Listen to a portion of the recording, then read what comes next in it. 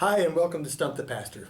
This week our question comes from Jean in Texas, and she asks, if God can do anything, can God make a rock so big that God cannot pick it up?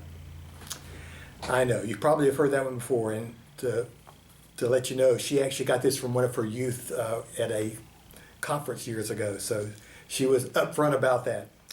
So thank you, Jean, for giving this question. This is the kind of question that actually has a long history in Christianity. It's the natural outcome of the common Christian assumption that God is omniscient, omnipotent, and omnipresent, or all-knowing, all-powerful, and everywhere. So the short answer to your question is, if God has the power to do anything, then God can contradict God's self. That's the short answer. But it's not a very satisfying answer to me, because it begins, I think, from a flawed foundational assumption. And that assumption is that God is like us, only better. I mean, some point to the argument that we are made in the image of God. Unfortunately, this kind of theology often seems to get it backwards and assumes that God is made in the image of us. The only beings that we know of that have the ability, the power of knowing, of awareness, and using our abilities to create are humans. So we have this, I think, unconscious motivation at times to create God in our image, only better. But what if God is not just better stuff, but a really different reality altogether? What if God is a reality that can't be described or measured? What if the only way to know God is to experience God's grace? What if all the labels we give God are simply aspects of our experience of God? Maybe that is why the Bible uses so many metaphors to describe God. And most of them are God is like. God is like a rock, like a father, like a mother eagle that teaches her young to fly.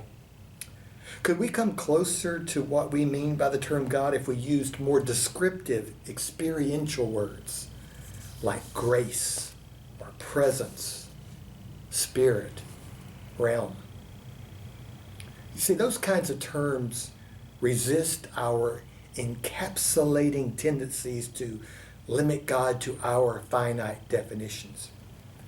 You probably won't be surprised, but I actually preached about this recently, and you can find that sermon in the list of sermons on the Pilgrim website. It's from July 26, very recently.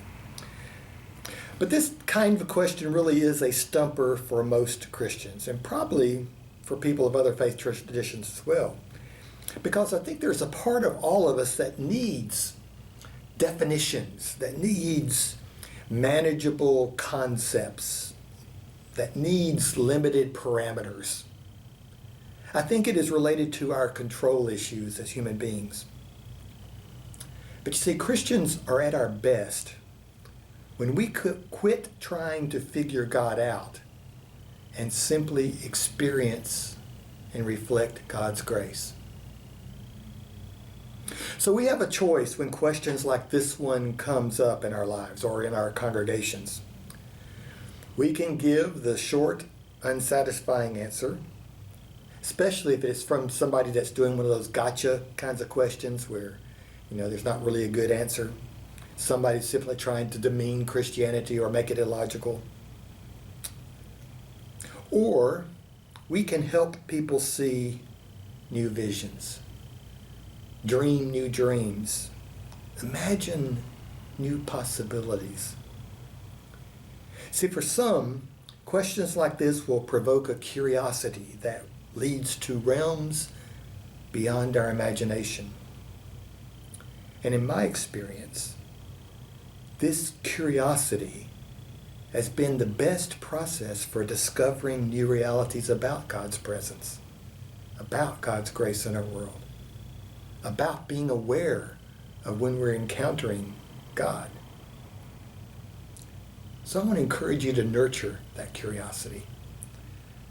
Our questions, instead of being examples of resistance to God's truth, our questions, I believe, are some of the best ways to discover God's presence. So there you go, Gene. What do you think? How did you answer that question when you got it all those years ago? And I hope that if any of you come up with questions that have stumped you, that you'll send them to me. Let's talk. Let's figure it out.